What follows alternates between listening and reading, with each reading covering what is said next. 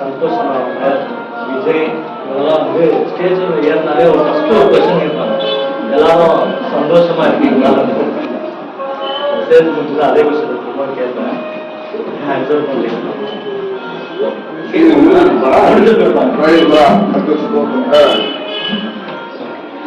ஆக்சுவலா பாத்தீங்கன்னா நேத்து கேட்கலீங்களா?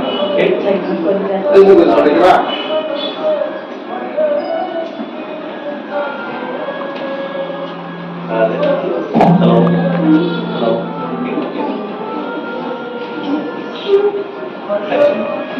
ஹலோ ரொம்ப நாளா வந்து ஃபர்ஸ்ட் மெசேஜ் எடுக்கும்போது அது என்ன எடுக்கணும்ன்றது ஆல்ரெடி மைண்ட்ல வந்து ரொம்ப நாளாவே எழுதி வச்சுட்டு இருந்தேன். ஆனா வந்து ஒரு நாளும் உட்காந்து அதை வந்து எழுதவே இல்லை. மைண்ட்ல வச்சிருந்தேன், ஆனா பிசிக்கலா அதை எங்கேயுமே எழுதல. நேற்று தான் ஃபர்ஸ்ட் டைம் ஆஃபீஸ் போய் ஃபர்ஸ்ட் உட்காந்து லேப்டாப் ஓபன் பண்ணி சரி இப்பயாவது ஸ்டார்ட் பண்ணி வச்சிருப்போம், எப்பயாவது சொன்னாங்கன்னா நம்ம வந்து ரெடியா இருக்கணும் அப்படின்ட்டு லேப்டாப் ஓபன் பண்ணி டைட்டில் மட்டும் போட்டேன். அப்புறம் ஏதோ ஒரு ஆஃபீஸ் வேலை வந்ததுனால மறந்துட்டு க்ளோஸ் பண்ணிட்டு டிராப்ல வச்சுட்டு போயிட்டேன். பார்த்தா கரெக்டா ஆணி வச்ச மாதிரி காலையில செல்லம் போன் இந்த மாதிரி இன்னைக்கு செய்தி வந்து நீங்க தான் எடுக்கணும் அப்படின்னு. அப்பதான் தோணுச்சு, நம்ம தான் லேட்டா ஆண்டவர் எதுவுமே லேட் இல்லை, அவரு கரெக்டா அந்த வேலையை முடிக்கணும். ஓகே, இன்னைக்கான செய்தி என்னன்னு பாத்தீங்கன்னா ரிபெண்டன்ஸ், மனம் திரும்புதல். பாத்தீங்க முதல் வசனம் மத்தேயு 3வது அதிகாரம் 2வது வசனம், மேத்யூ சாப்டர் 3 verse 2.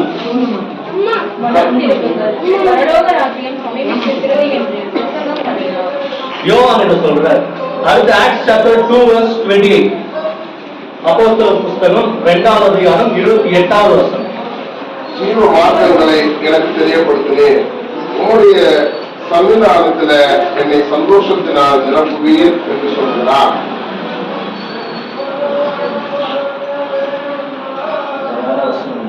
அடுத்து மத்தேயு 4வது அதிகாரம் 17வது வசனம்.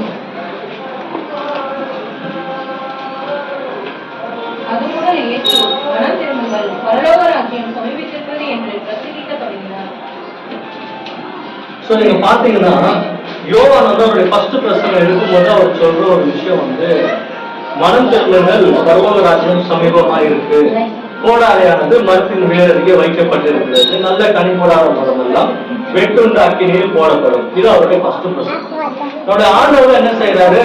அப்போஸ்தலர்கள் அது சொல்றாங்க, அந்த வேற ஏதோ அப்போஸ்தலர்களும் அவங்களும் வந்து ஃபர்ஸ்ட் பிரசங்கம் பண்ணும்போது பேருக்கு சொல்ற விஷயமும் அதுதான், மனம் திரும்புங்க அப்படின்னு சொல்லி. நம்முடைய ஆண்டவர் இயேசு கிறிஸ்துவும் ஃபர்ஸ்ட் டைம் ப்ரீச் பண்ண ஆரம்பிக்கும் போது நம்ம வாட்சம் வந்து மத்தேயு புத்தகம் 4வது அதிகாரம் 17வது வசனத்துல அவர் என்ன சொல்றாருன்னா, மனம் திரும்புங்கள், பரலோக ராஜ்யம் சமீபமா இருக்குது அப்படின்னு சொல்லி. நீங்க பைபிள்ல பாத்தீங்கன்னா நிறைய இடங்கள்ல இந்த மனம் திரும்புதல் பத்தி வந்து நிறைய விஷயம் ஆண்டவர் வந்து ஒரு அழுத்தம் வந்து கொடுத்துனே இருப்பாங்க ஜனங்களுக்கு, மனம் திரும்ப சொல்லி. இது ஜனங்கள்ல ஆரம்பிச்சு எப்போ இவங்க என்ன பண்ணுவாங்கன்னா மனம் திரும்புவாங்க, திரும்ப கொஞ்ச நாள் கழிச்சு பேக் அடிச்சிருவாங்க, திரும்ப மனம் திரும்புவாங்க, ஆண்டவர் திட்டுவாரு, நீ யாருன்னே தெரியாது போ, அது இது பைபிள் நடந்துனே இருக்கும். ஆனா நியூ டெஸ்ட்மெண்ட்ல பார்க்கும்போது இதாக தேவன் டிசைட் பண்ணிட்டாரு, இது வந்து ஒரு பர்ஃபெக்ட் ஸ்டேட்மெண்டா இருக்கணும் அப்படின்னு ஒரு முடிவு பண்ணிட்டாரு. அதனால என்ன செஞ்சாருன்னா, இந்த ப்ராசஸ் பாருங்க, இதுவுமே வந்து புதிய ஏற்பாடுல யோவான் கிட்ட தான் ஸ்டார்ட் ஆகும். ஆண்டவருடைய அந்த ஒரு ஸ்டார்ட் அப்ப யோவான் தான் ஸ்டார்ட் பண்ணுவாரு. இதை க்ளோஸ் பண்ணது அப்போஸ்தலர் தான் நியூ டெஸ்ட்மெண்ட் க்ளோஸ் பண்ணுவாங்க. நடுவுல இருக்கிற மெசேஜ் ஆண்டவருடைய ஆர்டர்ஸ் பண்ண விஷயங்கள்லாம் இருக்கும். ஸோ இது ஃபர்ஸ்ட் செகண்ட் தேர்ட் வரும். இந்த 3 கேட்டகரியை சேர்ந்த ஆட்கள் என்ன சொல்றாங்கன்னா, மனம் திரும்புங்கள், பரலோக ராஜ்யம் சமீபமா இருக்குது அப்படின்னு சொல்லி. இப்ப கேள்வி என்னன்னா, நார்மலா கிறிஸ்டியன்ஸா இருக்கிற நம்ம எல்லாம் மனம் திரும்பிட்டோமே, நாங்கெல்லாம் வந்து ஆல்ரெடி மனம் திரும்பி தானே சர்ச்சுக்கே வந்திருக்கோம் அப்படின்னு ஒரு சின்ன தாட் வந்து நம்ம மைண்ட் எப்பவுமே இருந்தே இருக்கும்.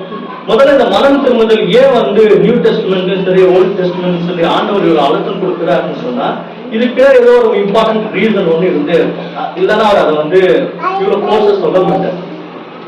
ஸோ அந்த விஷயங்களை தெரிஞ்சுக்கணும் அப்படின்னு சொன்னா முதல்ல நம்ம தெரிஞ்சுக்க வேண்டிய விஷயம், மனம் திரும்புதல் ஆண்டவர் நம்மளுக்கு சொல்றதுக்கான மெயின் ரீசன் தெரிஞ்சுக்கணும்னாக்கா, அதுக்கு முன்னாடி நம்ம தெரிஞ்சுக்க வேண்டியது ஹியூமனுடைய ஆர்ஜன் நம்ம தெரிஞ்சுக்கணும், மனிதனுடைய பூர்வீகம்.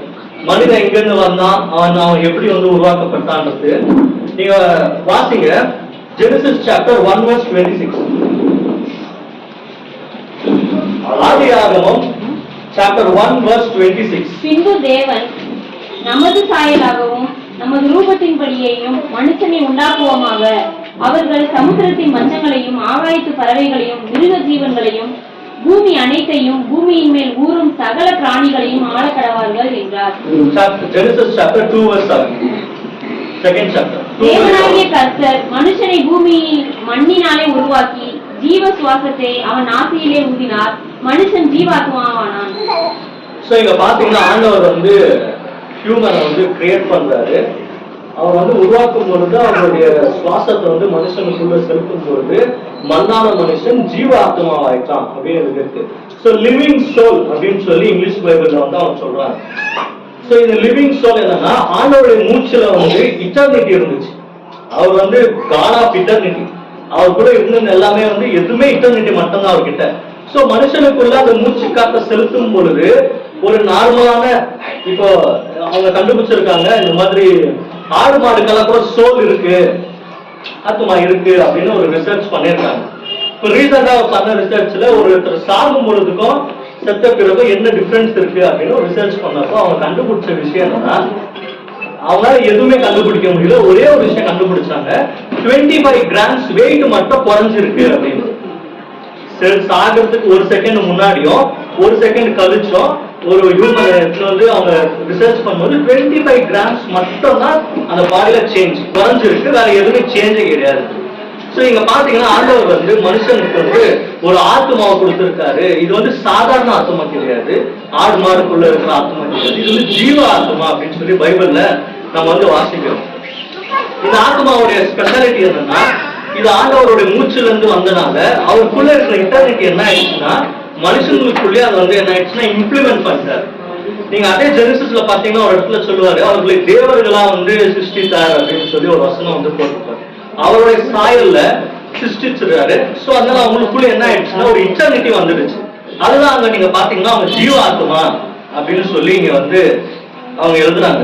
அது மட்டும் இல்ல, இந்த ஜீவ ஆத்மாவை யாரால வந்து அழிக்க முடியும் அப்படின்னு பாத்தீங்கன்னா மத்தேயு புஸ்தகம் 10வது அதிகாரம் 28வது வசனத்துல எழுதியிருக்கு, fear not them which kill the body but are not able to kill the soul, but rather fear him which is able to destroy both soul and body in hell அப்படின்னு சொல்லி இங்க வந்து ஆண்டவர் வந்து ஒரு விஷயம் சொல்றாரு. என்னன்னா அவர் என்ன சொல்றாருன்னா, வெறும் உங்களுடைய சரீரத்தை மாத்திரம் கொள்றவரை பார்த்து என்னைக்கும் பயப்படாதீங்க, உங்க ஆத்மாவே நரகத்துல சேர்த்து கொள்றவரை பார்த்து பயப்படுங்க.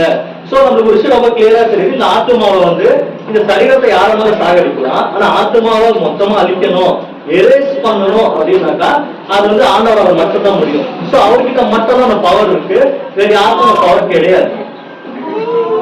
சோ இது வந்து ஒரு போர்ஷன். சோ ஹியூமனுடைய ஒரு ஆர்ஜின், அவன் எங்க இருந்து வரனா அவனுக்குள்ள என்ன இருக்கு, ஜீவாத்மா இருந்துச்சு. சோ இதெல்லாம் ஆல்ரெடி நம்மளுக்கு தெரிஞ்சது. அடுத்து உங்களுக்கு தெரியும், ஜெனசிஸ்ல அவங்க வந்து பாவம் செஞ்சு அதை வந்து இறந்துட்டாங்க. அப்புறமா அடுத்து நடந்த விஷயம் எல்லாம் நமக்கு தெரியும். சோ இங்க வந்து பாத்தீங்கன்னா ஜீவாத்மா மனுஷனுக்கு கொடுக்கப்படுது. அடுத்து ரெண்டாவது விஷயம் வாசிங்க.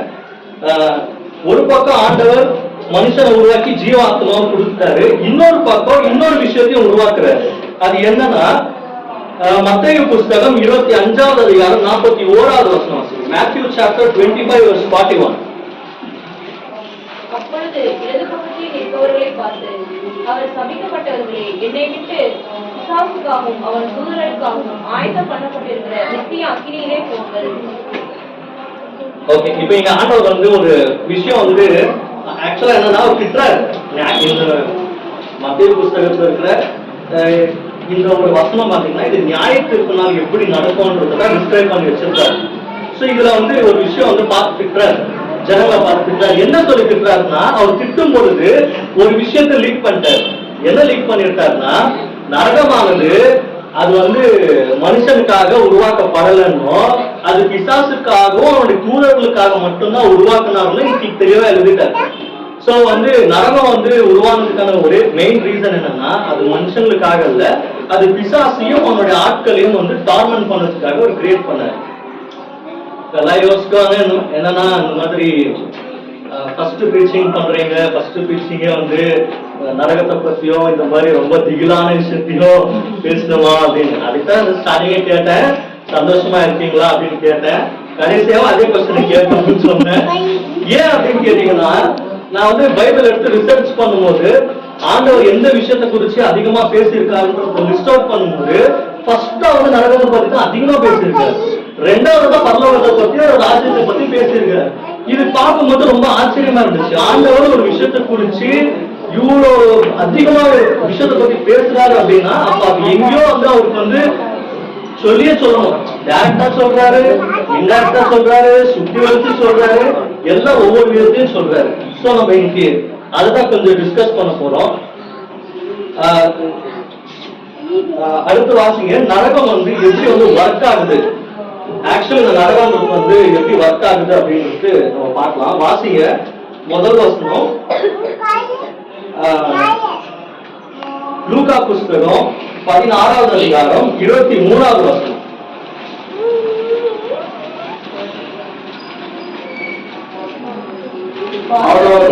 அவன் வேதனை படுகிற போது தன் கண்களை ஏறெடுத்து தூரத்திலே ஆபிரகாமையும் அவன் மடியிலே லாசரையும் கண்டான். இங்க பாத்தீங்கன்னா இந்த இடத்துல வந்து இங்கிலீஷ்ல வந்து வருது. அடுத்து பாத்தீங்கன்னா ரெவல்யூஷன்ல வந்து அவர் சொல்றாரு லேக் ஆஃப் ஃபயர் கெஹனா அப்படின்னு ஒரு வேர்ட் யூஸ் பண்றாரு. சோ ரெண்டு டிஃபரெண்டான இடங்களை வந்து இங்க மென்ஷன் பண்றாரு. ஒண்ணு வந்து ஹேட்ஸ் அப்படின்றாரு, இன்னொன்னு கெஹனா அப்படின்னு சொல்றாரு. சோ ஒரு ரெண்டு விதமான விஷயங்கள் வந்து பைபிள்ல வந்து பேர் மாத்தி எழுதி இருக்கிறாரு. அந்த விஷயங்களும் அவங்க எழுதி வச்சிருக்காரு. இத நீங்க பாத்தீங்கன்னா இந்த நரகத்துல இருக்கிற இந்த நரகம் எப்படி ஒர்க் ஆகுது அப்படின்னு பாத்தீங்கன்னா, அந்த இடத்துல இருக்கிற ஆட்களுக்கு வந்து லூக்கா புஸ்தகத்துல அதே இதுல நீங்க பாத்தீங்கன்னா 19:30 நம்ம வாசிக்கும் பொழுது the rich man, parable of rich manல show the rich man is in torment. அந்த rich man வந்து அவர் அவஸ்தைப்படுறாரு. சோ அங்க வந்து இருக்கிற ஒரு விஷயம், அங்க இருக்கிறவங்களுக்கோ போறவங்களுக்கோ வரவங்களுக்கோ நடக்கிற ஒரு விஷயம் என்னன்னா, அவங்க வந்து டார்மெண்ட் பண்றாங்க. நெக்ஸ்ட் ஃபுல்லி அவேர், அவங்களுக்கு சுத்தி நடக்கிற எல்லா விஷயமும் அவங்க தெரிஞ்சிருக்கு. அடுத்தது பாத்தீங்கன்னா அவங்களுக்கு தாகம் இருக்கு. சோ அவங்க வந்து சென்சரா அவங்களுக்கு கரெக்டா ஒர்க் ஆகுது. சோ அவங்களுக்கு தண்ணி குடிக்கிற தாகமும் அவங்களுக்கு அங்க இருக்கு. ரிமெம்பரிங் ஆஃப் இஸ் லைஃப், அவருடைய வாழ்க்கையில் நடந்த எல்லா விஷயமும் அவருக்கு ஞாபகம் இருக்கு. ஆபிரகாம் அதை அட்ரஸ் பண்ணுவாரு, உங்களுக்கு ஞாபகம் இருக்கு, அந்த ஞாபகத்தை நீ ஞாபகம் வச்சுக்கோ அப்படின்வாரு. அடுத்தது அவங்களால பேசவும் முடியுது. சோ சில விஷயங்கள்லாம் நம்ம இங்க இருக்கிற மாதிரியே சில விஷயங்கள் அங்கேயும் செய்ய முடியுது, அந்த இடத்துல நடக்குது அப்படின்னு சொல்லிட்டு நம்ம பாக்குறோம். ரெண்டாவது பாத்தீங்கன்னா அங்க இருக்கிற இன்னொரு விஷயம், eternal separation from God.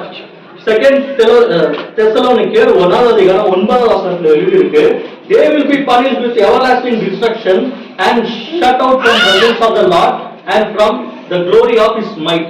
So இங்க அங்க நடக்கிற ரெண்டாவது விஷயம் என்னன்னா, ஆண்டவர்கிட்ட இருந்து கம்ப்ளீட்டான கனெக்ஷன் கட் ஆயிடுது.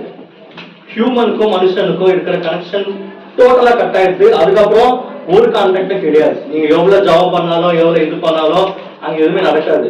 இதுக்கான ரீசன் ஏன் வந்து பிதாவாகிய தேவன் இந்த மாதிரி ஒரு ட்விஸ்ட் வச்சிருக்காரு அப்படின்னா, நல்லா யோசிச்சு பாருங்க. எப்பயுமே வந்து எந்த பிரதர் அவங்க அந்த சண்டே இதுல ப்ரீச் பண்ணும்போது ராஜாவுடைய முத்திரை மோதிரத்தை பத்தி சொல்லும் பொழுது, அந்த முத்திரை மோதிரம் எங்க இருக்குதோ அந்த இடத்துக்கு வேல்யூ, அது ஒரு காலி பேப்பர் வந்து அதுக்கு வேல்யூ. நல்லா யோசிச்சு பாருங்க, ஆண்டவருடைய ரத்தம் எந்த இடத்துல இருக்கு, அது இருக்கிறது இந்த பூமி மேல.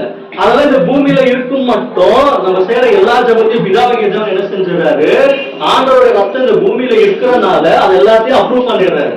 ஆனா இங்கிருந்து போன பிறகு எந்த ஜபத்தையும் அவர் கேட்கறது இல்ல.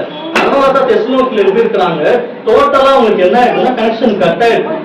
ஏன்னா உங்ககிட்ட எந்த ஒரு என்ன சொல்றது, ஒரு எதுவுமே இல்ல உங்ககிட்ட, பிதா கிட்ட பேசுறதுக்கு உங்ககிட்ட எதுவுமே கிடையாது. இருந்த சான்ஸ் எல்லாம் நம்ம என்ன செஞ்சோம், இழந்துட்டோம் அப்படின்னு சொல்லிட்டு. அடுத்து வாசிங்க, டிகிரீஸ் ஆஃப் பனிஷ்மெண்ட், லூக்கா புஸ்தகம் 12வது அதிகாரம் 47-48. Luke chapter 12 verse 47 and 48. எஜமானுடைய சித்தத்தை அறிந்தும் ஆயத்தமாயிராமலும் அவருடைய சித்தத்தின்படி செய்யாமலும் இருந்த ஊழியக்காரன் அநேக அடிகள் அளிக்கப்படுவார். அறியாதவனாயிருந்து அடிகளுக்கு ஏதுவானவைகளை செய்தவனோ சில அடிகள் அளிக்கப்படுவார். எவனிடத்தில் அதிகம் கொடுக்கப்படுகிறதோ அவனிடத்தில் அதிகம் கேட்கப்படும். மனுஷர் எவனிடத்தில் அதிகமாய் ஒப்புவிக்கிறார்களோ அவனிடத்தில் அதிகமாய் கேட்பார்கள். 7:48. ஸோ இது உங்களுக்கு புரிஞ்சுதுங்களா? இங்க வந்து ஆண்டவர் வந்து ஒரு இண்டத்து ஒரு சீக்ரெட் வந்து வச்சிருச்சார். என்னன்னா சிம்பிளா என்ன சொல்ல வர்றாங்கன்னா, உங்களுக்கு எவ்வளவு வசனம் தெரிஞ்சிருக்கோ, எவ்வளவு பிரசங்க கேட்டிருக்கீங்களோ அவ்வளவு வச்சு உங்களுக்கு நம்ம என்ன செஞ்சிருவாராம், அவர் வந்து டேலி பண்ண போறாராம். எவ்வளவு பிரசங்க கேட்கலையோ தெரியாதோ அதை வச்சு டேலி பண்ண மாட்டாராம். சோ சிம்பிளா அப்பதான் பிரசங்க கேட்குது பயமானா, பிரசங்க கேட்குறது நல்லது, ஃபாலோ பண்ணாதான் கெட்டது. அதான் அவருக்கு அட்ரஸ் பண்றாரு. அவர் என்ன சொல்றாருன்னா, எவ்வளவு வசனம் தெரிஞ்சிருக்கோ அது வந்து உங்களுக்கு அவ்வளவு வசனத்துக்கான கணக்கு அவர் கேட்பாரு அப்படின்னு எழுதியிருக்கு. சோ டிகிரிஸ் ஆஃப் பனிஷ்மெண்ட் அங்க வந்து அவர் பிரிக்கும் பொழுது என்ன செய்யறாருன்னா, வசனம் தெரியாதவங்களையோ தெரிஞ்சவங்களையோ வந்து ஒரு எஸ்டிமேஷன் போட்டு வச்சிருக்காரு. அந்தபடிதான் பனிஷ்மெண்ட் பண்ணுவேன்னு சொல்லியும் அங்க வந்து எழுதியிருக்கிறாரு. கடைசியா பாத்தீங்கன்னா ஃபினாலிட்டி, அதாவது day and night for ever infinity அப்படின்னு சொல்லுவாங்க. இன்ஃபினிட்டினா வந்து ஒரு விஷயம் நடந்த விஷயம் திரும்ப திரும்ப திரும்ப நடந்துட்டே இருக்கும். புக் ஆஃப் ரெவலேஷன் சாப்டர் 20:10 இருக்கு, the devil, the beast and the false prophet will be tormented day and night forever. அடுத்து ஹீப்ரு புத்தகம் 9:27 வசனத்துல இருக்கு, there is no escape or second chance after the final judgment. So ஆண்டவர் ரொம்ப தெளிவா எழுதி வச்சிருக்காரு, டே அண்ட் நைட் டார்மெண்ட்னோ, நெக்ஸ்ட் அதுக்கப்புறம் அங்க எஸ்கேப் இல்லனோ அப்படின்னு எழுதி வச்சிருக்காரு. சோ அவர் வந்து இவ்வளோ வசனங்களை வந்து நியூ டெஸ்ட்மெண்ட்ல நரகத்தை பத்தி டைரக்டாவோ இன்டைரக்டாவோ நம்ம வந்து சொல்றாரு அப்படின்னா, நம்ம இந்த விஷயத்தை பத்தி அடிக்கடி டிஸ்கஸ் பண்ணினே இருக்கணும். அந்த ஒரு கான்சியஸ் நமக்கு இருந்துனே இருக்கணும், எங்கேயும் வந்து நம்ம வந்து மிஸ் பண்ணிடக்கூடாது அப்படின்னு அவர் நினைக்கிறார்.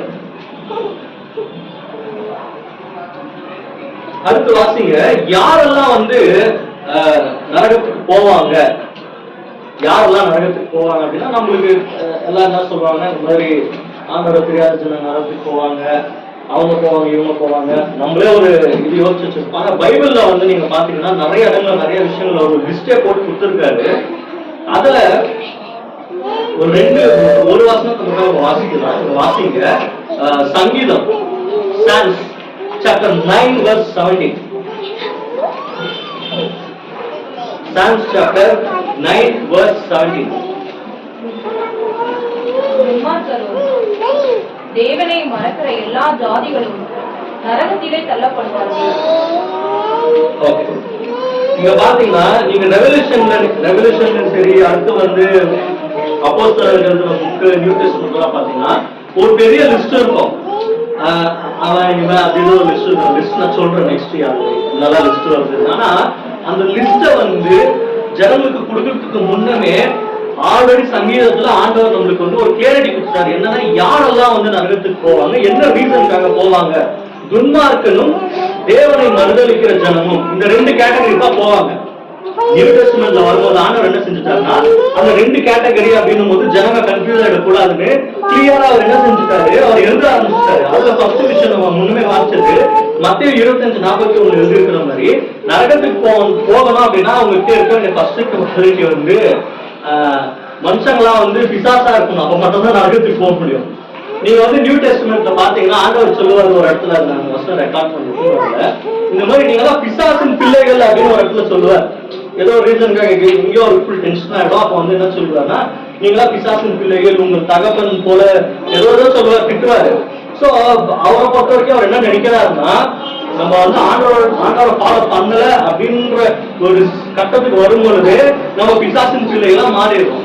சோ மத்தேயு சாப்டர் 24:41 எழுதிக்கிற மாதிரி, 25:41 எழுதிக்கிற மாதிரி, நரகத்துக்கு போறதுக்கான ஃபர்ஸ்ட் ரீசன் அவங்க வந்து என்ன ஆயிடுவாங்கன்னா பிசாசின் பிள்ளைகளா மாறிட்டாங்க அப்படின்னு ஆண்டவர் என்ன பண்ணிடுறாருன்னா அந்த லிஸ்ட்ல அவங்க வந்து சேர்த்துறாரு.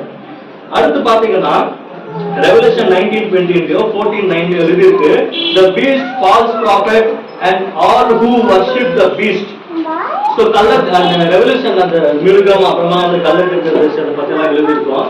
அங்க எழுதிருக்கு அந்த மிருகமும் கள்ளத்தீர்க்கதரிசியும், அடுத்து வந்து whoever worship the beast, அந்த மிருகத்தை வணங்குனவங்களோ இவங்க எல்லாரும் என்ன செய்வாங்க, நரகத்துக்கு போயிடுவாங்க. இது ரெண்டாவது லிஸ்ட் போறவங்க. அடுத்து பாத்தீங்கன்னா மூணாவது என்ன சொல்றாருன்னா, ரெவலேஷன் சாப்டர் 20:15 சொல்றாரு, all whose names are not in the book of life, anyone not found written in the book of life was cast into the lake of fire அப்படின்னு. சோ ஜீவ புஸ்தகத்துல உங்களுடைய பேர், நம்மளுடைய பேர் இல்லாத பட்சத்துல நம்ம என்ன செஞ்சிருவோம், நம்ம வந்து பரலோகத்தை மிஸ் பண்ணிடுவோம். இதெல்லாம் ஏன் சொல்றேன்னா, நம்மளுக்கு அந்த ஒரு கிளியாரிட்டி மைண்ட்ல எப்பவும் வந்து அந்த கான்சியஸ் வந்து இருந்துட்டே இருக்கும். இது வந்து பயம் காட்டுறதுக்காகவோ இல்ல வேற எந்த ரீசனும் இல்லை. என்னன்னா நம்மளுக்கு அந்த கான்சியஸ் இருக்கணும், நம்ம எங்கேயுமே வந்து ஸ்லிப் ஆயிடக்கூடாது.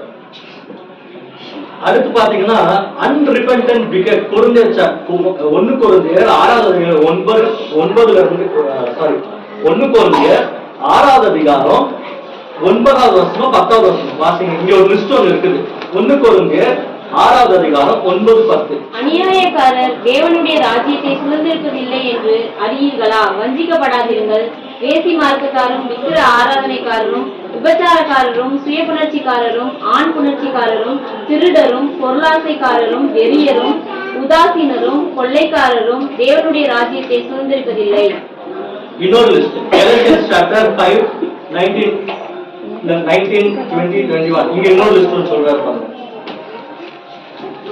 இது வேற லிஸ்ட். மாம்சத்தின் கிரியைகள் வெளியரங்கமாய் இருக்கின்றன. அவையாவன விபச்சாரம், வேசித்தனம், அசுத்தம், காம விகாரம், விக்கிரக ஆராதனை, பில்லி சூனியம், பகைகள், விரோதங்கள், வைராகியங்கள், கோபங்கள், சண்டைகள், பிரிவினைகள், மார்க்க பேதங்கள், பொறாமைகள், கொலைகள், வெறிகள், களியாட்டுகள் முதலானவைகளை. இப்படிப்பட்டவைகளை செய்கிறவர்கள் தேவனுடைய ராஜ்யத்தை சுதந்திரிப்பதில்லை என்று முன்னே நான் சொன்னது போல இப்பொழுதும் உங்களுக்கு சொல்லுகிறேன். இன்னொரு லிஸ்ட் இருக்குது, பட் அது இன்னொரு டைம் ஆயிடும். ஸோ ரெவலேஷன் சாப்டர் 21:8 இருக்கு. இன்னொரு லிஸ்ட் சொல்றாரு, அதை நானே சொல்லியிருக்கேன். Cowardly, unbelieving, abominable, murderers, sexual immoral, sorcerers, idolaters, all liars have been part. இது மட்டும் வாசிங்க. இந்த ரெவலேஷன் சாப்டர் 21:8 வாசிங்க. பயப்படுகிறவர்களும் அவிசுவாசிகளும் அருவருப்பானவர்களும் கொலைபாதகரும் விபச்சாரக்காரரும் சூனியக்காரரும் விக்கிர ஆராதனைக்காரரும் பொய்யர் அனைவரும் 2ஆம் மரணமாகிய அக்கினியும் கந்தகமும் எரிகிற கடலிலே பங்கடைவார்கள் என்றார். இதை நீங்க பாத்தீங்கன்னா எல்லா விஷயமும் வந்து ஓரளவுக்கு ஏற்றுக்கிற மாதிரி இருக்கும். ஒரு விஷயம் சொல்றாரு, பொய்யர் அப்படின்னு சொல்லி வச்சிருக்காரு. பொய் சொல்றவங்க என்ன செஞ்சிருவாங்களா, நரகத்துல வந்து போய் மாட்டிப்பாங்க அப்படின்னு சொல்றாரு. இது வந்து ரொம்ப அவர் ரொம்ப இன்டிப்தா இறங்கிட்டுக்கிறாரு. இந்த எப்பயுமே வந்து அவர் என்ன பண்ணுவாரு, செக்ரிகேட் பண்ணுவாரு, கிளீனிங் ப்ராசஸ் தான் நிறைய பண்ணுவாங்க. பைபிள் ஃபுல்லா வாசிச்சீங்கன்னா அவர் ஃபர்ஸ்ட் ஒரு விஷயம் ஸ்டார்ட் பண்றாருன்னா ஃபர்ஸ்ட் அங்க கிளீனிங் ப்ராசஸ் பண்ணுவாரு, செக்ரிகேஷன் பண்ணுவாரு. இங்க பாருங்க ரொம்ப டீப்பா போயிட்டாரு அவர் எங்க வரைக்கும் போய்க்கிறாருன்னா, போய் பேசுறவங்க கூட என்ன செஞ்சிருவாங்க, நம்ம வந்து பரலோக ராஜ்யத்தை மிஸ் பண்ணதுக்கு சான்ஸ் இருக்கு அப்படின்னு சொல்லிட்டாரு. ரீசன் என்னன்னா, நீங்க மத்தேயு புஸ்தகம் 12வது அதிகாரம் 36வது வசனம் வாசிச்சீங்கன்னா அது எழுதியிருக்கோம். இந்த மாதிரி வீணான வார்த்தைகளை பேசுற எல்லாரும் நியாயத்திற்கு நாளிலே கணக்கு ஒப்புவிக்க வேண்டும் என்று உங்களுக்கு மெய்யாகவே சொல்கிறேன் அப்படின்னு சொல்லி வச்சிருக்காரு. வீணான வாசிங்க மத்தேயு புஸ்தகம். மனுஷர் பேசும் வீணான வார்த்தைகள் யாவையும் குறித்து நியாயத்திற்கு நாளிலே கணக்கு ஒப்பிக்க வேண்டும் என்று உங்களுக்கு சொல்லுகிறேன். ஆண்டவர் வந்து நம்ம பேசுற ஒவ்வொரு வார்த்தையும் என்ன செஞ்சிருக்காரு, ரெக்கார்ட் பண்ணி வச்சிருக்காரு, எழுதி வச்சிருக்காரு. ஃபார் எக்ஸாம்பிள் சொல்லணும்னா, இப்ப 7 மணிக்கு நான் யாரை பத்தி ஏதோ தப்பா பேசிட்டேன், ஏதோ தேவையான விஷயம் பேசிட்டேன் அப்படின்னு சொன்னா, ஆண்டவர் என்ன பண்ணுவார், நியாயத்திற்கு நாள் வந்துட்டு இந்த டேட்டை சொல்லி, இந்த டைம்ல சொல்லி, இந்த டைம்ல இந்த வார்த்தையை ஏன் பேசுனேன் அப்படின்னு கேட்பாரு. நான் ஆல்ரெடி தெரியாம பேசினாவே நான் மன்னிச்சிருங்க அப்படின்னு சொல்லும்போது, அப்படியா சரி ஓகே டக்குன்னு பேச மாத்துவாரு. 7:05 திரும்பி ஏதோ பேசியிருப்பா அதை கேட்பாரு. திரும்பி 7:15 ஏதோ பேசியிருப்பா அதை கேட்பாரு. எனக்கு தெரிஞ்சு நியாயத்திற்கு பண்ணும் பொழுது ஒவ்வொருத்தருக்குமே ரொம்ப டைம் எடுத்து பார்த்து நினைக்கிறேன். இன்னும் நிதானமா பொறுமையா ஒவ்வொருத்தருக்கும் ஒவ்வொரு டீட்டெயிலா கேட்டு கேட்டு கேட்டு ஏதோ அதுக்காக ரொம்ப செஞ்சுட்டாரு இல்லைங்களா. ஸோ அதுல பர்ஃபெக்டா வராது. இந்த இது ஆபீஸ்ல வந்து எக்ஸல் அப்படின்னு சொல்லிட்டு ஒன்று இருக்கும். அதை நீங்க ஃபார்முலா போட்டுட்டு ஒரு என்டர் பட்டன் கொடுத்தீங்கன்னா அது எல்லாத்தையும் கிளீனா டேலி பண்ணிருக்கோம். எவ்வளவு வந்திருக்குது, எவ்வளவு போயிருக்கு, எவ்வளவு பேலன்ஸ் இருக்கு அப்படின்னு சொல்லிட்டு ஆண்டவர் அதெல்லாம் பண்ண போறாருன்னு நினைக்கிறேன். ஏன்னா அதெல்லாம் சொல்லி வச்சிருக்கிறாரு. ஏன்னா இது நம்ம வந்து கேட்கும் போது நம்மளுக்கு வந்து ஒரு மாதிரி என்னடா இது அப்படின்ற மாதிரி சொன்னாலும், ஆனா இதுதான் ரியல். அவர் வந்து ரொம்ப சீரியஸா இருக்கிறாரு. ஏன்னா பரலோகமே மக்கள் பயங்கரமா வந்து சீரியஸா தான் இருக்காங்க இந்த விஷயத்துல. ஏன்னா எந்த லெவலுக்கு அவர் இறங்கிக்கிறாரு பாருங்க. அடுத்து யார் போக மாட்டாங்க அப்படின்னா, மத்தேயு புஸ்தகத்துல இருக்கு 7வது அதிகாரம் 21-23 இருக்கு. Those who climb for follow Christ but not practice lawlessness. ஆண்டவர் இப்ப இருக்கிற பெரிய மேஜர் ப்ராப்ளம் என்னன்னா, நம்ம எல்லாம் வந்து நிறைய இடங்கள்ல வந்து கிறிஸ்டியனா இருக்கிறாங்க, ஆனா கிரைஸ்ட ஃபாலோ பண்றாங்களா அப்படின்னு கேட்டீங்கன்னா அது வந்து 0வா இருக்கு. அடுத்து unfaithful servant appointed as stays with the hypocrites.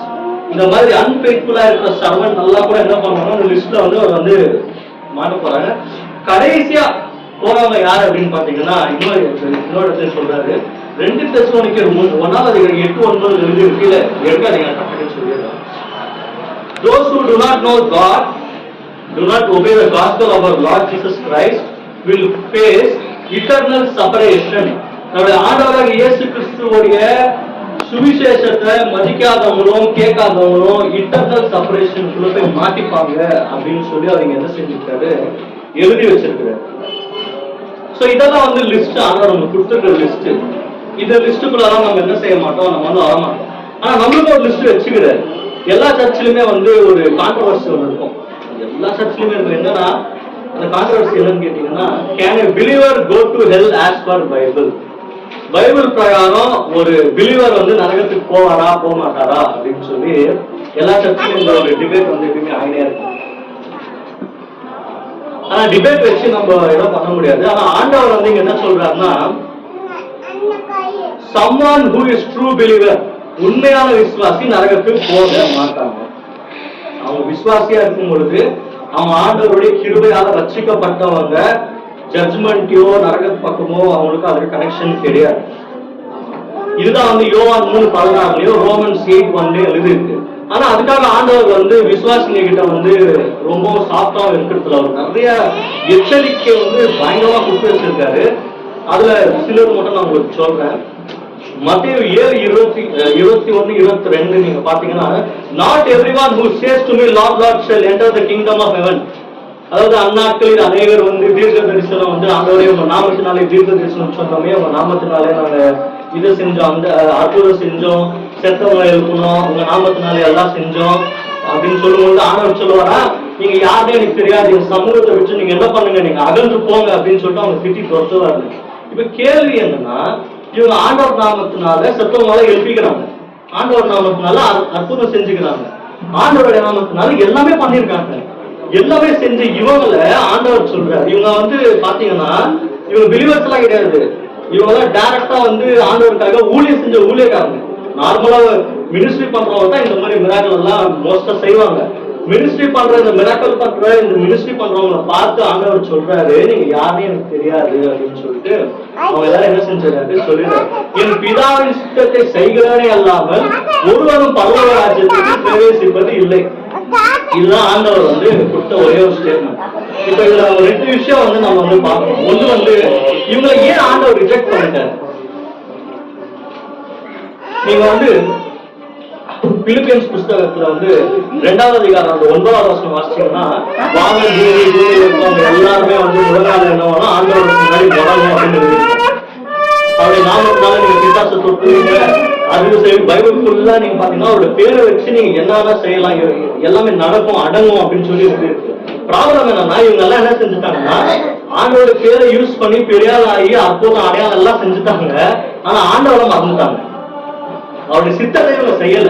இவங்க கிட்ட எல்லா பவரும் இருந்துச்சு, ஆண்டோட பேரை வச்சு நீங்க ஜெபம் பண்ண பேய் வரும், இதெல்லாம் இருந்துச்சு. ஆனா இவங்க என்ன செஞ்சுட்டாங்க, அவருடைய சித்தத்தை வந்து செய்ய மறந்துட்டாங்க.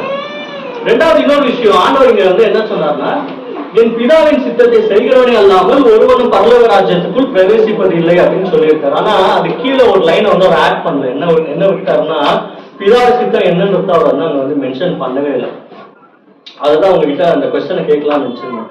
ஆண்டவர் கிட்ட வந்து அந்த பரிசு சதுசேரெல்லாம் வந்து கேள்வி கேட்பாங்க, ஆண்டவரே எங்கிட்ட நியாயப்பிரமாணம் எல்லாம் இருக்கு, மோசேது, சரி நீங்க சொல்லுங்க முதலாவது பிரமாணம் எது அப்படின்னு ஒரு கொஸ்டன் கேட்பாங்க.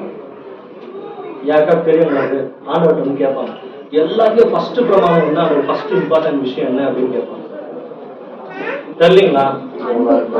உன் தேவனாகிய கர்த்தரை முழு இதயத்தோடும் முழு ஆவியோடும் முழு பலத்தோடும் தொழுது கொள்வாயாக அப்படின்னு கேட்பாங்க. அப்படின்னு ஆண்டவர் சொல்லிடுவார். திரும்ப கேட்பாங்கன்னா, இதுக்கு ஒப்பான நிகழான இன்னொரு கற்பனை என்னன்னு கேட்டப்போ அவரை சிம்பிளா இன்னொரு விஷயம் சொல்றாரு, ஒரு சகோதரனையும் நீ என்ன செய்யணும் அதே மாதிரி நீ வந்து நடத்தணும் அப்படின்னு சொல்லிடுவாரு. சொல்றது மட்டும் இல்லாம இதோட அவர் நிறுத்திருக்கலாம், இன்னொரு விஷயமும் சொல்லுவாரு. இதற்குள்ள என்னெல்லாம் அடங்கியிருக்கா, நியாயப்பிரமாணம், தீர்க்க தரிசனம் எல்லாமே மொத்த பைபிளையும் எடுத்து மடிச்சு அந்த 2 வசனத்துல வச்சுட்டார்.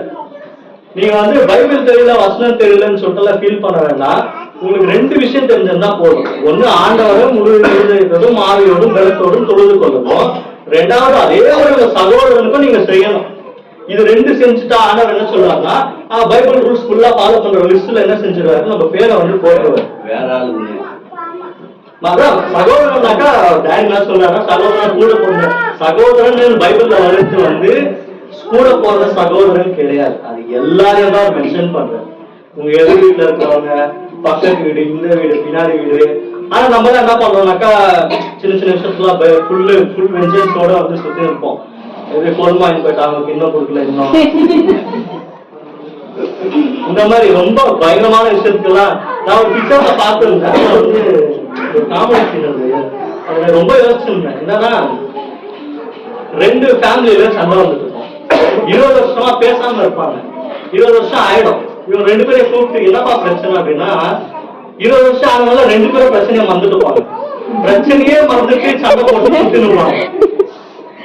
இப்ப என்ன ஆயிடுச்சுன்னா இந்த மாதிரி தான் வந்து எல்லா இடத்துலயும் வந்து நடக்குது. சோ நம்ம என்ன பண்ற ஒரு மேஜர் தப்பு என்னன்னா ஆண்டவர்கிட்ட ரொம்ப வந்து நம்ம கேர்ஃபுல்லா இருக்கோம். ஆண்டவரே உங்க நேசிக்கிறோம், ஆண்டவரே உங்களுக்காக அதை செய்யறோம் இதை செய்யறோம்ன்றோம். ஆண்டவர் சொல்றாரு நீ 50% தான் ஃபாலோ பண்ணிக்கிற, 50% என்ன பண்ற, நீ ஃபெயில் ஆயிட்ட. ஏன் அந்த ஃபெயில்னாக்கா உன் சகோதரன் இல்ல, நீ வெஞ்சன்ஸோட இருக்கிற. இதுதான் இந்த விஷயத்த தான் அவங்களே லாக் பண்றாரு. அவர் வந்து எனக்கு தெரிஞ்ச அவர்கிட்ட ஒரு பெரிய கம்ப்யூட்டர் ஒன்று இருக்க போகுது, அவர்கிட்ட ஒரு பெரிய எக்ஸல் ஒன்று வச்சுங்கிறாரு, ஃபுல்லு ஃபார்முலா போட்டுருவாரு. நம்ம லைஃப்ல நடந்த விஷயங்கள் எல்லாம் அதை போட்டுட்டு ஒரு பக்கம் பைபிள் எடுத்து போட்டுட்டு எல்லாத்தையும் டேலி பண்ண போறாரு. ஃபுல்லா டேலி ஆகி எவ்வளவு மைனஸ் ஆகுது எவ்வளவு பிளஸ் ஆகுதுன்னு சொல்லிட்டு நம்மளுக்கு அன்னைக்கு தான் தெரிய போகுது. அடுத்து யாரெல்லாம் வந்து விசுவாசிகளுக்கு இருக்கிற இன்னொரு ஒரு இது ப்ராப்ளம் என்னன்னா some may fall away who were never truly saved in the first place. 1 John 2 verse 19 வாசிங்க. John chapter 1 John 2 verse 19. While they promise them liberty, they themselves are the servants of corruption. For of whom a man is overcome, of the same is he brought in bondage. So இங்க வந்து எழுதிருக்காரு they went out from us but they were not of us. 1 John chapter 2 verse 19.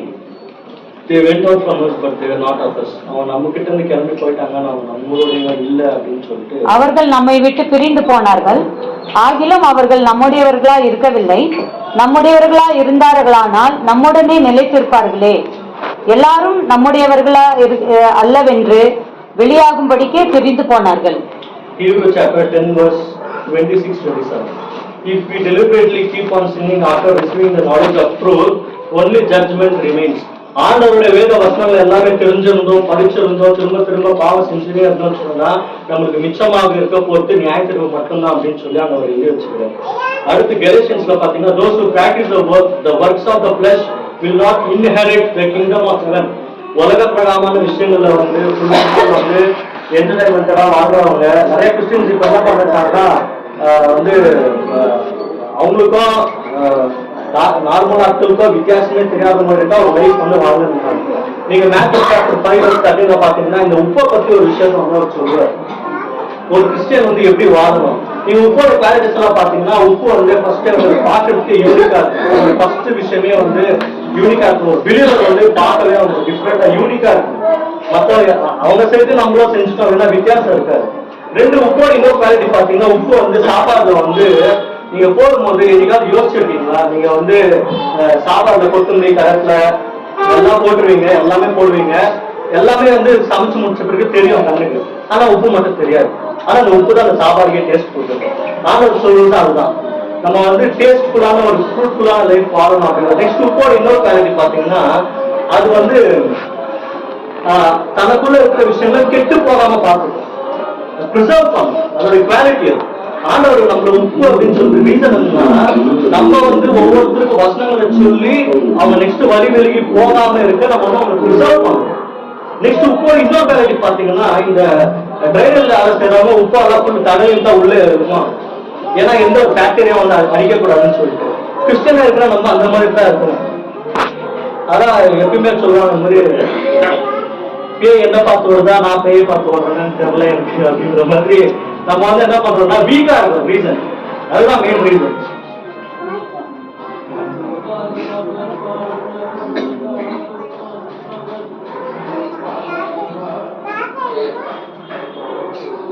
இதெல்லாம் வந்து நம்ம வந்து நிறைய பிலீவர்ஸ்க்கு இருக்கிற வந்து எச்சரிக்கை, ஆண்டவர் கொடுத்திருக்கிற எச்சரிக்கை. அடுத்து பாத்தீங்கன்னா, what happens to a living soul when it gets into the to be live in the hell as per Bible? ஒரு ஆத்மா நரகத்துக்கு போகும்போது என்ன ப்ராப்ளம் அப்படின்னு நீங்க பாத்தீங்கன்னா, இந்த நரகத்தோட விஷயத்தை பத்தி ஆண்டவர் பேசும்போது ஒரு விஷயம் அவர் வந்து சொல்லியிருப்பாரு. என்னன்னா, இந்த நரக மத்தேயு நம்ம பார்க்கும்போது 25:41 ஒரு விஷயத்த அவர் இன்னமும் சொல்லிட்டாரு. என்னன்னா, எவர் லாஸ்டிங் ஃபயர், தமிழ் என்ன பொறுத்து நித்திய அக்கினி. சோ நரகம் ஒரு பிளேஸ், அதுக்குள்ள ஒரு அக்கினி ஒண்ணு இருக்கு. அந்த அக்கினியோட பேர் வந்து எவர் லாஸ்டிங் ஃபயர். அந்த அக்கினியோட வேலை என்னன்னா, அதோடைய பேரு தான் அதோடைய வேலை, எப்பவும் எரிஞ்சுனே இருக்கணும்.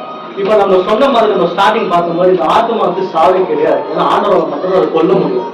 ஆனா நம்ம சங்கீதத்தை வாசிச்ச மாதிரி துன்மார்களும் தேவனை மறுதளிக்கிற ஜனமும் நரகத்துக்கு தள்ளப்படுவார்கள் அந்த வசனத்தை எடுத்துக்கினீங்கன்னாக்கா, அப்போ இந்த அழிவில்லாத ஆத்மா இந்த அழியாத நெருப்புக்குள்ள மாட்டிக்கும் அப்படின்றத ஆண்டவர் என்ன சொல்றாரு இந்த இடத்துல வந்து அவர் சொல்லி வச்சிருக்காரு. நம்ம பார்த்த மாதிரி அந்த இடத்துல வந்து கான்சியஸ் சஃபரிங் வந்து இருக்கும். நமக்கு வந்து ஹெல்ல ரெவல்யூஷன் எழுதிக்கிற மாதிரி டார்மெண்ட் ஆஃப் ஃபயர் இருக்கும், ரெஸ்டும் இருக்காது, ரிலீஃபும் இருக்காது, எட்டர்னல் செப்பரேஷன்ல இருக்கும். நம்ம காட் கிட்ட இருந்து மெமரி மட்டும் தான் இருக்கும் உங்களுக்கு, மற்றபடி அந்த மெமரி வச்சு எதுவும் பண்ண முடியாது. ஹீப்ரோட பார்த்த மாதிரி நோ எஸ்கேப். ஹீப்ரோ நம்ம 9:27 பார்த்த மாதிரி அங்கிருந்து நமக்கு எஸ்கேப்பும் கிடையாது. What should a man should do to escape from hellfire as per Bible? Bible பிரகாரமா நரகத்துல இருந்து தப்பிக்க ஒரு பிலிவரோ நான் பிலிவரோ மனுஷன் என்ன செய்யணும் அப்படின்னு நீங்க பாத்தீங்கன்னா, ஃபர்ஸ்ட் எழுதிருக்கு லூக்கா புஸ்தகம் பாத்தீங்கன்னா 13வது அதிகாரம் 3வது வசனத்துல எழுதிருக்கு, unless you repent you will all likewise perish. மனம் திரும்பியே ஆகணும், வேற ஆப்ஷனே கிடையாது. அதுதான் ஒரே ஆப்ஷன். நரகத்துல தப்பிக்கணும்னா ஃபர்ஸ்ட் விஷயம் என்னன்னா repent from your sin. ரெண்டாவது believe in Christ. யோவான் புஸ்தகம் 3வது அதிகாரம் 16வது வசனத்துல எழுதி இருக்கிற மாதிரி ஆண்டவரை நம்பணும். faith in Jesus, death and resurrection, அவருடைய மரணத்திலேயோ உயிர்த்தெழுந்தாலும் நம்ம அப்படி நம்பும் பொழுது நீங்க சேவாயிருவீங்கன்னு ரோமன்ஸ்ல கூட ஒரு இடத்துல எங்கேயோ எழுதி உயிர்த்தெழுந்தாரு, மரித்தாரு உயிர்த்தெழுந்தாரு அப்படின்னு நம்ம நம்பும் பொழுது இதாகும். அடுத்து பாத்தீங்கன்னா confess to Jesus. ரோமர் புஸ்தகம் 10:9-10 எழுதியிருக்கு, if you confess with your mouth the Lord Jesus and believe in your heart that God has raised him from the dead, you will be saved. So ரட்சிக்கப்பட இருக்கிற ஒரு முக்கியமான விஷயம் என்னன்னா கன்ஃபஸ் பண்ணணும். என்ன கன்ஃபஸ் பண்ணணும்னாக்கா, ஆண்டவராகிய இயேசு கிறிஸ்து இருதயத்துல தேவன் ஆண்டவராகிய இயேசு கிறிஸ்து உயிரோட எழுப்பினாரு அப்படின்ற விஷயத்தை நம்புறவங்க ரட்சிக்கப்படுவாங்கன்னு சொல்லிட்டு பைபிள்ல ரோமன் சாப்டர் 9:10 வந்து கிளியரா எழுதி.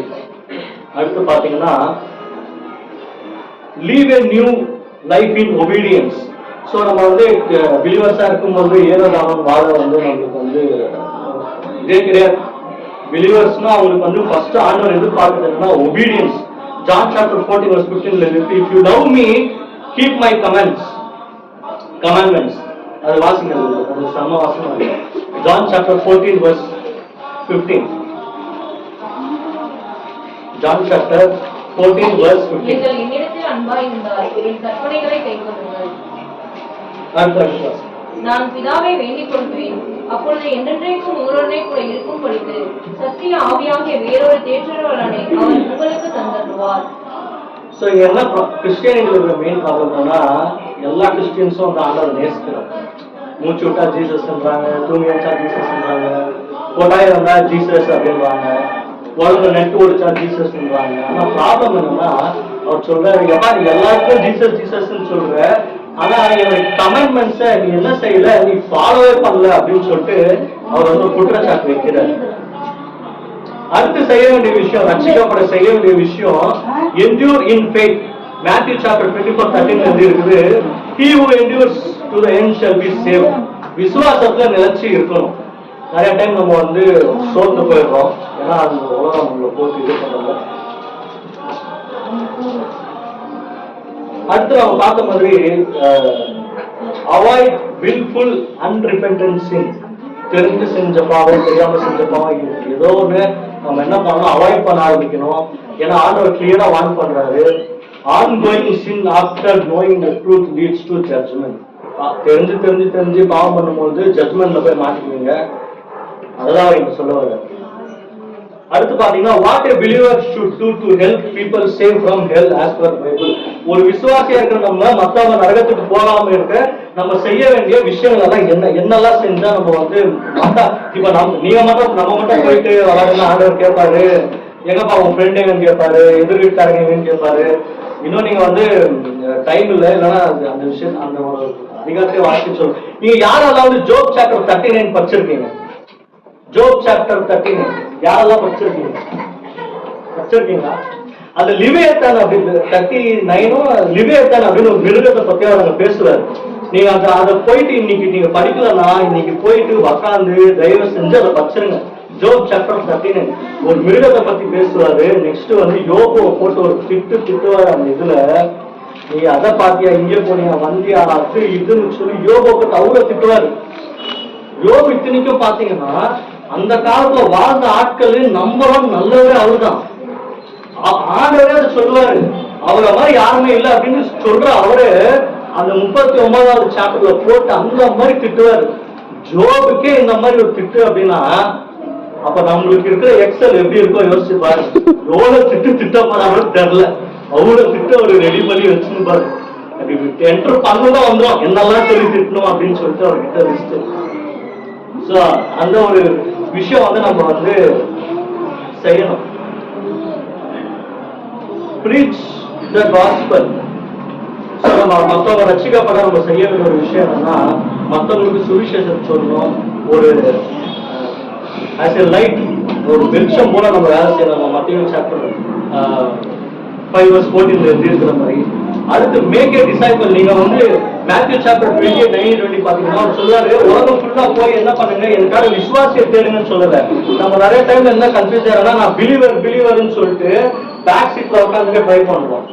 நல்லா தெரிஞ்சுக்கங்க, ஆண்டவர் நம்ம யாரையும் வந்து பிலீவரா இருக்க கூப்பிடவே இல்லை. அவரு சீஷனா இருக்க மட்டும்தான் கூப்பிட்டார். ஒரு சீஷனுடைய வேலை வந்து என்னன்னா குரு செஞ்ச விஷயங்களை ஃபாலோ பண்ணுறது. நம்ம பண்ற மெயின் ரீசன் என்னன்னா நம்ம வந்து ஒரு கிரிக்கெட் பார்க்கும்போது வெளியே அந்த ஆடியன்ஸ் நம்ம அப்படின்னு பாக்குறோம். ஆண்டவர் சொல்றாரு நீங்க ஆடியன்ஸ் கிடையாது, நீங்க பிளேயர்ஸ் அப்படின்றாரு. நம்ம தான் ஆண்டவருடைய பிளேயர்ஸ், அவருடைய சீஷர்கள். நம்ம வந்து நாங்க வந்து பிலீவர்ஸோ நம்ம வந்து இந்த லிமிட் வரைக்கும் போறோம் அப்படின்னு சொல்லிட்டு நம்ம நினைக்கிறோம். நீங்க பிலீவரோ நீங்க வந்து ப்ரீச் பண்ற ஆளோ எல்லாருமே வந்து சீசன் கேட்டகரியில் தான் வருவீங்க. அவர் அதை வச்சுதான் நம்ம வந்து என்ன பண்ண போறாரு, ஜட்மெண்ட் பண்ண போறாரு. அடுத்து pray for the lost. 1 Timothy 2:3 எழுதிருக்கு, we pray for all people because God wants all people to be saved and come to knowledge of truth அப்படின்னு. ஒரு நாள் சீனபதர் அவங்க வந்து ஒரு மெசேஜ் எடுத்திருந்தாங்க. அப்போ பழைய ஏற்பாட்டுல ஒரு வசனத்தை வந்து கோட் பண்ணாங்க. என்னன்னா பிதாவாகி தேவன் வந்து ஒரு அது நான் தேர்வு கிடைக்கல புலம்பி இருப்பாரு. என்ன சொல்லியிருப்பாருன்னா, ஒருத்தன் வந்து பாவம் பண்ணி நரகத்துக்கு போத்தியா நான் விரும்புவேன், அவன் ரட்சிக்கப்பட்டு பல்லவ வர்த்ததானே நான் விரும்புவேன் அப்படின்னு சொல்லிட்டு ரொம்ப துக்கமா புலம்பி இருப்பாரு. சோ அதுதான் இங்க வந்து அவங்க வந்து எழுதியிருக்கிறாங்க. Pray for the lost. அவிசுவாசிகளுக்காக நம்ம ஜெபம் பண்ண வேண்டிய ஒரு முக்கியமான இதுல வந்து நம்ம இருக்கோம். Warn of judgment. நம்ம வந்து ஆண்டவருக்கு பத்தின விஷயங்களை பத்தி காஸ்பல் சொல்றது மட்டும் இல்ல, ஜட்ஜ்மெண்ட்டை சொல்லணும்னு சொல்லிட்டு கூட நம்மளுக்கு வந்து எழுதிருக்கு. இசைக்கேல் 3:8-9 இருக்கு, ஆக்ட்ஸ் சாப்டர் 20:26 எழுதிருக்கு. நீங்க ஜோனாவோட ஸ்டோரி கூட நமக்கு தெரியும். ஸோ நம்ம வந்து ஆண்டவரை பத்தின நியாயத்திற்ப சொல்ற ஒரு இடத்துல நம்ம இருக்கிறோம். அடுத்து பாத்தீங்கன்னா ஷோ காட்ஸ் லவ். அவங்க சொன்ன மாதிரி தேவனை நேசிக்கிற மாதிரி தான் நம்ம மற்றவங்களே நேசிக்கணும். அந்த நேசம் இல்லை அப்படின்னு சொன்னா நம்மளால ஆத்ம ஆதாயம் ஒரு நாளும் செய்ய முடியாது. 1 hour பிரசங்கம் பண்ணாலும் சரி, நம்ம என்ன செஞ்சாலும் ஆண்டோடைய அன்பே இல்லை அப்படின்னு சொன்னா நம்ம அதை வந்து ஒரு நாளும் இது பண்ணிக்க முடியாது. What are the mistakes of Christians believers in losing souls in hellfire? Christian செய்யற மேஜரான தப்பு என்ன, ஆத்மாக்களை நரகத்துல வந்து விடுறது.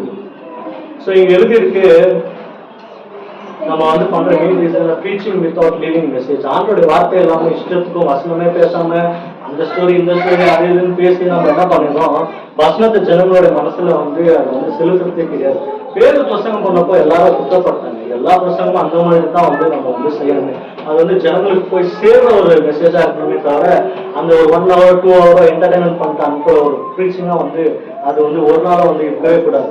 அடுத்து using human wisdom instead of God's. கொரிந்தியர்ல இருக்கிறது 1:24 இருக்கு. அவங்க சிம்பிளா சொல்றாங்க என்னன்னா, நம்ம நம்மளுடைய நாலேஜை வச்சு ஆத்மாவை செஞ்சிட முடியும் அப்படின்னு ஒரு கேல்குலேஷன் பண்ணிடும். என்னைக்குமே வந்து என்னாலதான் ஒரு ஆத்மா சேருது, இந்த மெசேஜ் நான் கொடுத்தா சேர்ந்துடும், இந்த ஒரு விஷயம் நான் பண்ண சேர்ந்துடும் அப்படின்னு நம்ம கால்குலேஷன் பண்றோம்னாலே ஆத்மாவே ஒரு நாளும் பண்ண முடியாது. Lacking love and compassion main reason. ஆண்டவர் இங்க இருக்கும்போது அவர்கிட்ட இருந்த 2 குவாலிட்டி, ஒன்னு அன்பா இருந்தாரு, இன்னொன்னு மனதுருக்கமா இருந்தார். இன்னைக்கு இருக்கிற டைம்ல வந்து இந்த 2 விஷயத்த பத்தி டாபிக்கும் இருக்குது, யாரும் பேசுறதும் இல்லை. ஆனா மேஜர் குவாலிட்டி ஆண்டவர் அதுதான். அவர் லவ்வபிளா இருந்தாரு, மனதுருக்கமா இருந்தார்.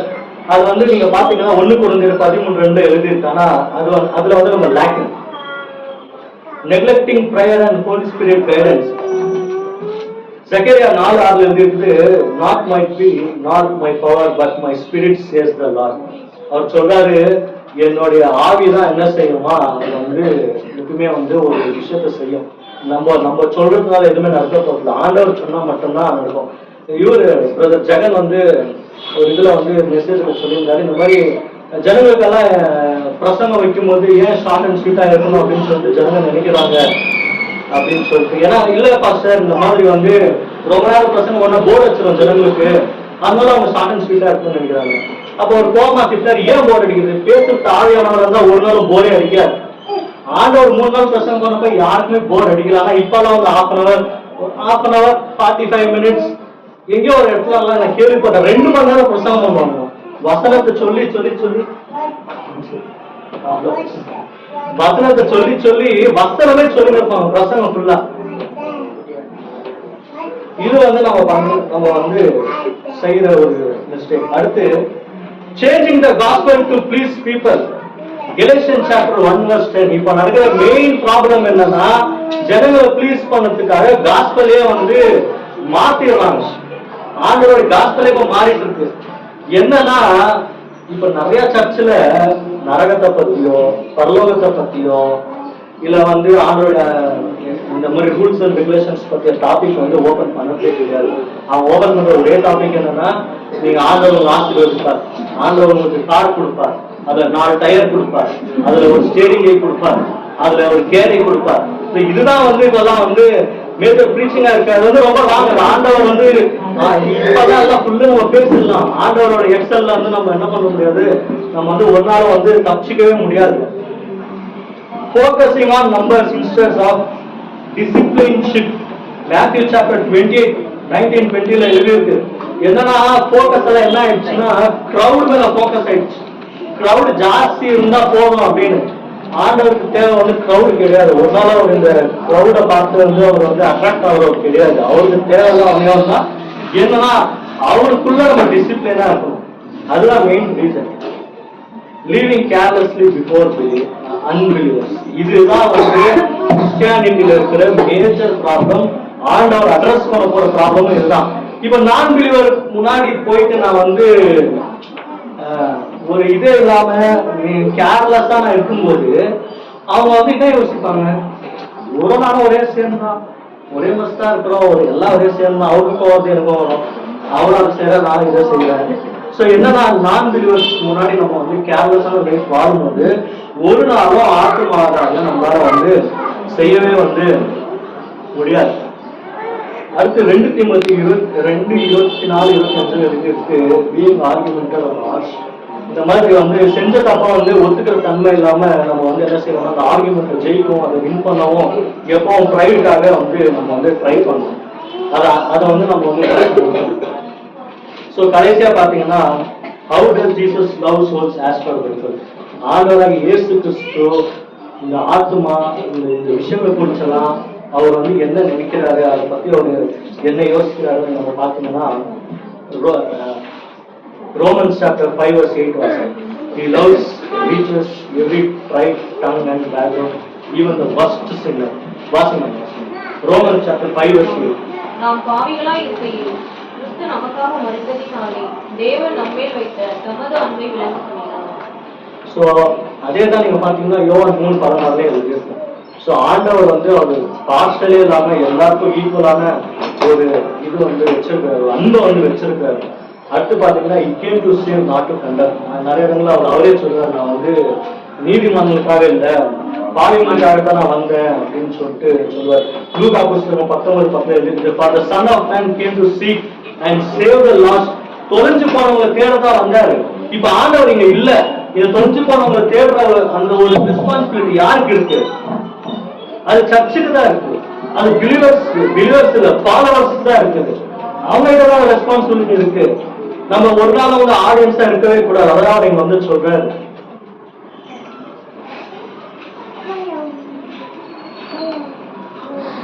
யோவான் 3:17.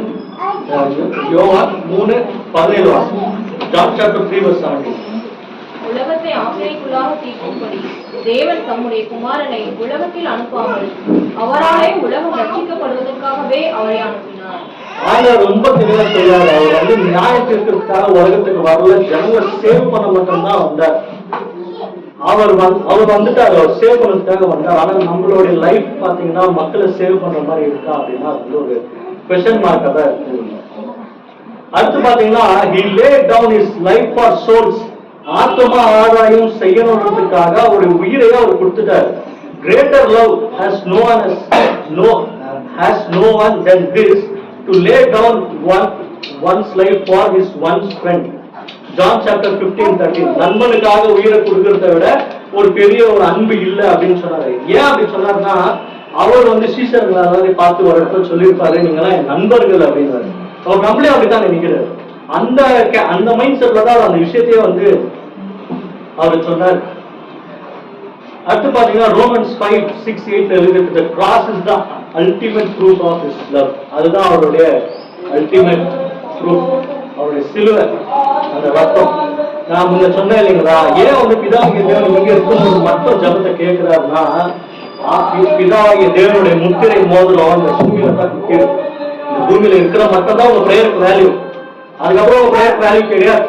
அந்த ஐஸ்வர்யம் அவன் எங்க இருக்கான்னு தெரியாது, அவன் எவ்வளவு ஜபம் பண்ணான்னு தெரியாது. அவன் பிரேயருக்கு வேல்யூவே இல்லை. ரீசன் என்னன்னா, அவன் பூமியில இருக்கும்போது அவன் எந்த ஜபமும் பண்ணல, ஆண்டவருக்குள்ள எதுவும் செய்யல. அவனா இப்ப அவன் செய்யற ஜபத்துக்கு வேல்யூவும் இல்லை. ரீசன் என்ன, அவன்கிட்ட முத்திரை மோதிரம் கிடையாது. ஆனா நம்ம கிட்ட இருக்கு. நம்ம வாரம் அதுதான் என்ன செய்யறோம், அப்போ திராட்சை ரசம்னு சொல்லிட்டு வச்சு ஜபம் பண்ணி பிரேயர் பண்ணி நம்ம வந்து அதை ஃபாலோ பண்றோம். அடுத்து is compassion for சத்திங் and metering. அதாவது மத்தேயு 9:36 எழுதியிருக்கு, when he saw the crowd he had compassion on them because they were haggard and helpless like a sheep without a shepherd. ஜனங்கள் எல்லாரும் பார்க்கும்போது ரொம்ப மனதுருக்கி வேதனைப்பட்டார். ஏன்னா இவங்க வந்து மேற்பனை இல்லாத ஆளுங்க மாதிரி இவங்க இருக்காங்க அப்படின்னு சொல்லி அவங்களுக்காக ரொம்ப ஃபீல் பண்ணார். ஆண்டவர் அட்ரஸ் பண்ணிருக்காரு, அதுல மிகுதி வேலை ஆட்கள கம்மி அப்படின்னு சொல்லிட்டு. நம்ம ஆண்டவருக்கு ஆத்மான செய்யறதுக்காக ஒரு சின்ன விஷயம் பண்ணும்போது கூட அவர் பரலோகத்தை அதை வந்து என்ன பண்றாரு, அட்ரஸ் பண்ணுவார். ஃபார் எக்ஸாம்பிள் சொல்லணும்னா, பைபிள் ஸ்டடி ஸ்டார்ட் பண்ணப்போ சேகரன் தான் வந்து அதை வந்து ஸ்டார்ட் பண்ணுவாங்க.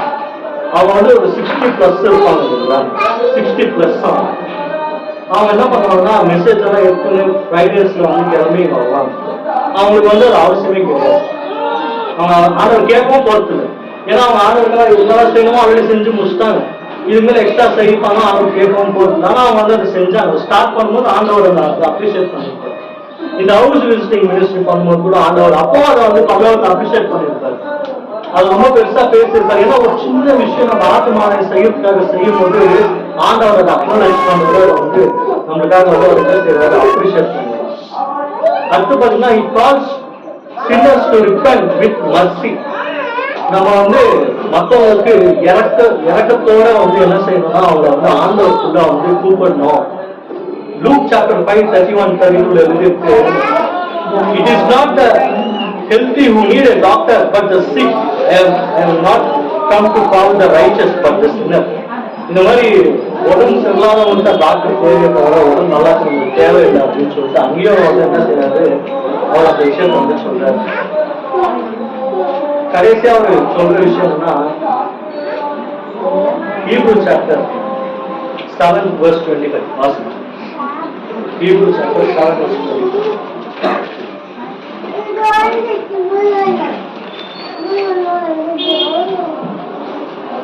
மேலும் தமது மூலமாய் தேவனிடத்தில் சேர்கிறவர்களுக்காக வேண்டுதல் செய்யும்படிக்கு அவர் எப்பொழுதும் உயிரோடு இருக்கிறவர் ஆகியால் அவர்களை முற்றுமுடிய ரட்சிக்க வல்லவராய் இருக்கிறார். வசனத்தை என்ன எழுதிருக்குன்னா, இப்போ நான் ப்ரீச் பண்ற இதே டைம்ல ஆண்டவராகிய இயேசு கிறிஸ்து பரலோகத்தை பிதாக்களோட நின்று எல்லா கடவுளும் ஜெபம் பண்ணிருக்கு. இவங்கெல்லாம் வந்து சேவாகணும் அப்படின்னு சொல்லி இப்போ இந்த செகண்ட் வரைக்கும் இப்போ பிரசங்கம் மட்டும் நான் வந்து போயிடலாம், அவர் இன்னும் பேசிட்டு தான் இருப்பாரு, இன்னும் ஜெபம் பண்ணிட்டு தான் இருப்பாரு. ஸோ நம்ம வந்து செய்ய வேண்டிய முக்கியமான விஷயம் என்னன்னா, முதல்ல இந்த மெசேஜோட சப்ஜெக்ட் என்னன்னா, நம்மளுக்கு ஒரு அண்டர்ஸ்டாண்டிங் வந்து இருக்கணும். என்ன வந்து போயிட்டு நம்ம வந்து ஜனங்களுக்கு சொல்ல போறோம், அவங்களுக்கு எப்படி சொல்லி, எப்படி கன்வின்ஸ் பண்ணி, எப்படி வந்து காஸ்பல் சொல்லி கொடுக்க போறோம் அண்டர்ஸ்டாண்டிங் நம்மளுக்கு இருக்கணும். மனம் திரும்புறது ரொம்ப இம்பார்ட்டன்டான விஷயம். ஆனால் வந்து ஒரு விஷயத்த வந்து நம்ம கிட்ட சேர்க்கறதுக்காக தான் அவர் இவ்வளவு பாடுபட்டார். ஒரு நாளா நம்ம அதை மறந்துடவே கூடாது. ஆண்டவர்